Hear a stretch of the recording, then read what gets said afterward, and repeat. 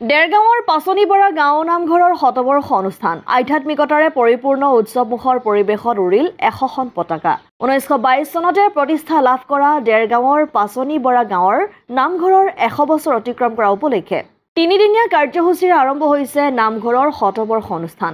এই উপলক্ষে সমগ্ৰ অঞ্চলটোত বিৰাজ কৰিছে আধ্যাত্মিক ভাৱেৰে পৰিপূৰ্ণ এক উৎসৱমুখৰ পৰিৱেশ। প্ৰথম দিনা পুৱা উষা কীৰ্তন, বৃক্ষৰোপণ, স্মৃতি চিহ্ন উন্মোচন, প্ৰতীক চিহ্ন উন্মোচন, মূল তোৰণ উন্মোচন, বুলনি চৰা উন্মোচন আদিৰ পাছত ধৰ্মধ্বজা উত্তোলন কৰা হয়। ইয়াৰ পিছতে মূল পতাকা আৰু বৃহত্তৰ দেৰগাঁৱৰ 100 গৰাকী বিশিষ্ট ব্যক্তিৰ দ্বাৰা 100খন পতাকা উত্তোলন কৰা হয়। ভাগৱত প্ৰতিষ্ঠান নাম প্ৰসংগৰ অন্তত অখণ্ড ভাগৱত পাঠ কৰা হ'ব।